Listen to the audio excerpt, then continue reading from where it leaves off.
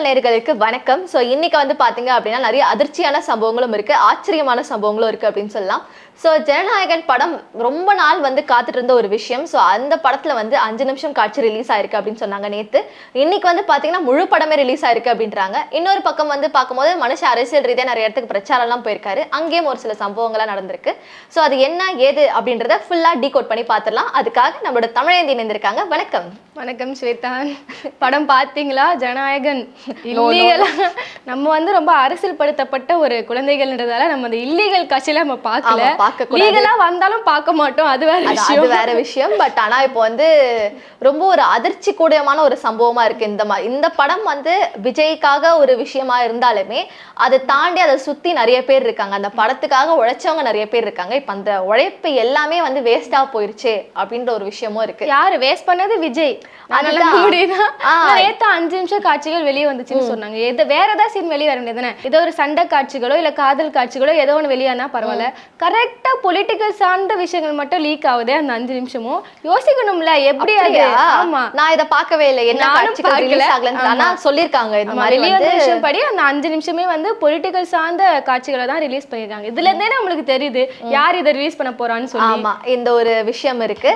ஆனா இதுல வந்து என்ன அப்படின்னு பாத்தீங்கன்னா, இது வந்து 2 விதமான கருத்துகளா வந்து போயிட்டு இருக்கு. ஒரு கருத்து வந்து பாத்தீங்க அப்படின்னா, இல்ல இது வந்து ஆப்போசிட்ல இருக்க டீம் தான் வந்து இந்த படத்தை வந்து ரிலீஸ் பண்ணியிருக்காங்க, இதுதான் வந்து போயிட்டு இருக்கு. இன்னொரு பக்கம் என்னன்னா அப்படின்னா, நம்ம அண்ணனே வந்து அவரோட ப்ரொமோஷனுக்கு பார்த்தாங்க பொங்கல் கிங்கல் அப்படின்னு சொல்லிட்டு அவங்களா ஒரு குழப்பி அடிச்சுட்டு இருந்தாங்க.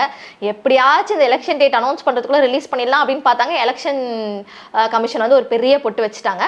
சரி, ஓகே, இந்த படம் ரிலீஸ் ஆனதான் நமக்கும் கொஞ்சம் காட்சிலாம் வரும், அதாவது இந்த ஓட்டுகள்லாம் வரும் அப்படின்றதுக்காக இந்த மனுஷனே பார்த்த வேலையோ அப்படின்ற மாதிரி ஒரு சில விமர்சனங்களா போயிட்டு இருக்கு. இதை பத்தி நீங்க நினைக்கிறீங்க?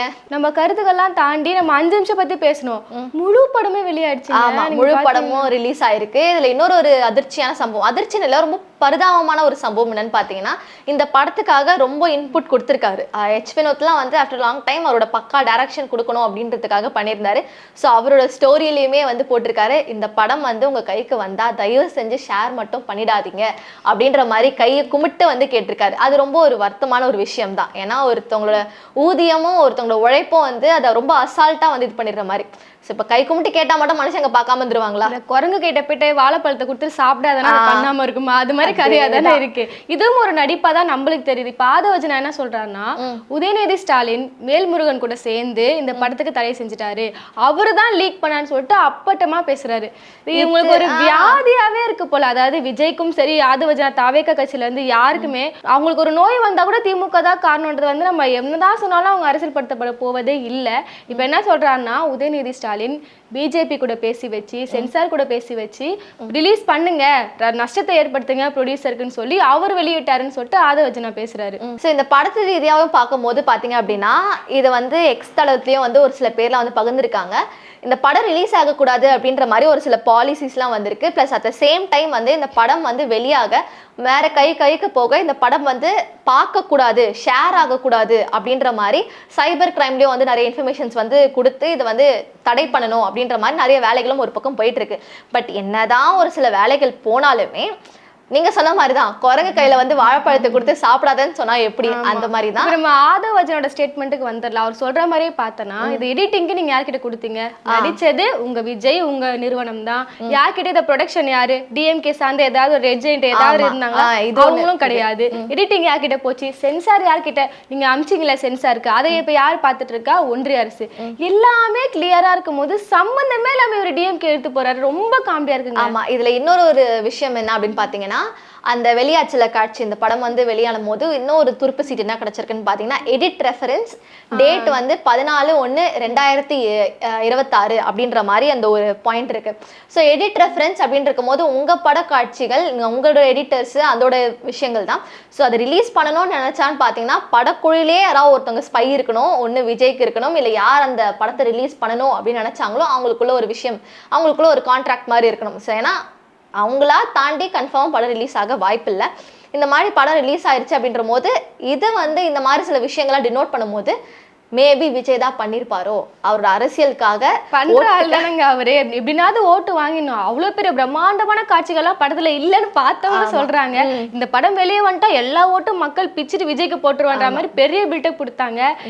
ஒரு டிராபேக் என்ன ஆக போகுதுன்னா, படத்தை ரிலீஸ் ஆயிடுச்சு, ஆயிட்ட பிறகு மக்கள் ஓட்டு போனா விஜய்க்கு மிகப்பெரிய ஒரு அசிங்கமா இருக்கும். அதை வச்சு இன்னொன்னு நான் சொல்றேன்னா, ஸ்டாலினை டைரக்டா இழுக்கிறாரு. அவரு மக்கள் பணியில தேர்தல் பிரச்சாரம் சொல்லிட்டு அப்படி போயிட்டு இருக்காரு.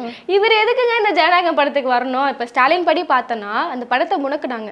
முடக்கும் போது யார் அதிகமா விஜய் விட குரல் கொடுத்தான்னு பார்த்தா ஸ்டாலின் வந்து எக்ஸலத்துல பதிவு போடுறாரு. இந்த மாதிரி ஒரு படத்தை முடக்குறது வந்து ஒரு தவறான ஒரு விஷயம், இது ஜனநாயகத்துக்கு எதிரான ஒரு விஷயம் சொல்லி ஸ்டாலின் பதிவு போடுறாரு. இது இந்த விஷயம் எனக்கு தெரியாது. ஆமா, ஆப்போசிட்ல இருக்கவங்களே வந்து இந்த மாதிரி ஒரு விஷயம் பண்ணும்போது அவர் ஏன் இந்த மாதிரி விஜய் பேசல, ஸ்டாலின் பேசுறாரு. பிஜேபி எதிர்க்கு அவர் ஸ்ட்ரைட்டா அவ்வளவு தைரியமா வந்து ஒரு எக்ஸல பதிவு போடுறாரு. விஜய் பேசல. கரூர் சம்பவம் நடக்கும் போதும் விஜய் மேல பழியை வந்து ஸ்டாலின் அவர்கள் போடவே இல்லை. அவர் என்ன டீசெண்டா ஒரு வார்த்தை சொல்றாருன்னா, எந்த ஒரு தலைவனும் மக்கள் இறந்து போறதை வந்து விரும்ப மாட்டாங்க, சோ இது வந்து விஜய் மேல பழி தூக்கி போட முடியாதுன்னு சொல்லி ஸ்டாலின் அவர்கள் பேசுறாரு. சோ தொடர்ந்து ஸ்டாலினுக்கு அந்த ஒரு எண்ணமே கிடையாது முதல்வர். அவர் தொடர்ந்து பார்த்தோம்னா அவரோட படத்துக்காகவும் ஸ்டாலின் தான் பேசினாரு. கரூர் சம்பவத்துல பழி போடாம மக்களை எப்படி பாதுகாக்கணும்ன்ற வழியில தான் பார்த்தாரு. தொடர்ந்து இவங்க எதுக்கு டிஎம்கேன்னு பேசுறாங்கன்னா, இவங்களோட முடியாத ஒரு விஷயம், இவங்களுக்கு ஒரு தோல்வின்னு ஒண்ணு ஆயிடுச்சுன்னா அது அப்படியே டிஎம்கே சைடு திருப்பி வந்து ரொம்பவே காமெடியான ஒரு விஷயமா இருக்கு. இப்ப காரைக்குடிக்கு போயிருப்பாரு, அந்த விஷயத்துக்கு வந்து அதுதான் ஆக்சுவலி நானும் கேட்க வந்தேன். காரைக்குடிக்கு போயிருக்காரு அப்படின்னு சொன்னாங்க. காரைக்குடி போற வழியில அங்க ஒரு பயங்கரமான விபத்து நடந்துருச்சு அப்படின்ற மாதிரி கேள்விப்பட்டேன். அதை பத்தி ஏதாச்சும் கேள்விப்பட்டீங்களா? விபத்தெல்லாம் நம்ம தான் பாக்குறோம், அவங்க அதெல்லாம் பார்க்க மாட்டாங்க. சனியானுங்க இன்னைக்கு ஒருத்த வந்து ஊர்ந்தானா ஏஞ்சி போட அப்படின்ற மாதிரி தான் அவங்க கடந்து போயிட்டு இருக்காங்க.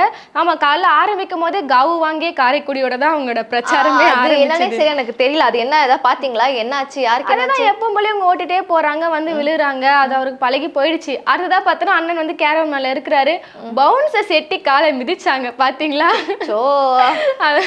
இவங்க வந்து பவுன்சர்ஸோட வேலைனா அவங்களே ரொம்ப கஷ்டப்பட்டு தான் விஜய்க்கு பாதுகாப்பு கொடுத்துட்டு இருக்காங்க. அதை தொங்கிட்டு அந்த ஃபுல் பேலன்ஸா அந்த கேரவன்ல இருக்க அந்த வண்டி மேலதான் அவங்க புஷ் பண்ணிட்டு நிக்கிறாங்க. அந்த இடத்துல வந்து இந்த சாமிகள் கையை விடுறானுங்க. நீ கையை விட்டா அவர் எங்க மேல ஏறி நிப்பாரு? ஆக்சுவலி வந்து பாத்தீங்க அப்படின்னா, இது என்னோட பாயிண்ட் ஆஃப் வியூல இருந்து நான் சொல்றது. இது என்னன்னு பாத்தீங்கன்னா, விஜய் வந்து அரசியலுக்கு வந்திருக்காரு, அவர் வந்து பிரச்சாரம் பண்றாரு, அது வந்து ஒரு தனிப்பட்ட ஒரு விஷயம். ஆனா அவருக்கு ஆதரவு கொடுக்குறேன் அப்படின்ற ஒரு சில பேர் வந்து பண்ற ஒரு சில சம்பவங்கள்னால தான் அவருக்கு முக்கியமா நெகட்டிவாவே ஆயிருது அப்படின்ற மாதிரி இருக்கு.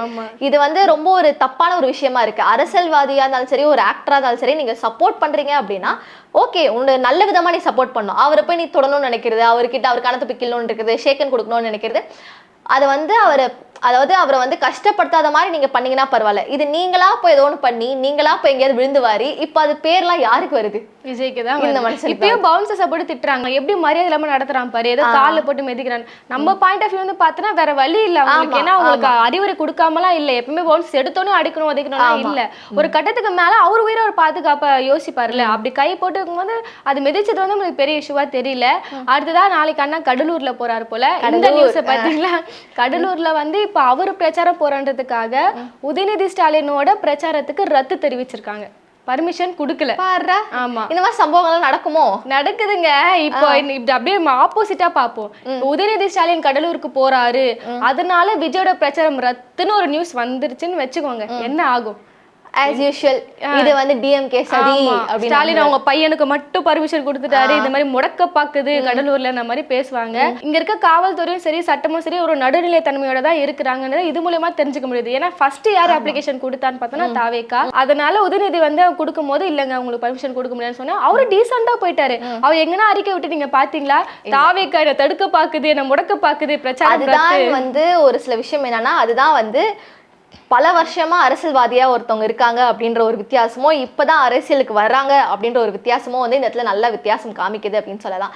இதுல இன்னொரு ஒரு விஷயம் என்ன அப்படின்னு பாத்தீங்கன்னா, இப்போ அந்த ரோட் ஷோ ஏதாவது சொல்லிருக்காங்களா என்ன? ரோட் ஷோ சொல்லவே இல்லைங்க. ஆனா இப்போ ஏதோ வந்து ரோட் ஷோ பண்ற மாதிரி அவர் என்ன பண்ணிட்டு இருக்காரு? அனுமதியே கிடையாது ரோட் ஷோக்கு. நீங்க போய் ஒரு பிரச்சாரத்துல நின்னு பேசலாம் அப்படின்னா உங்களுக்கு அனுமதி.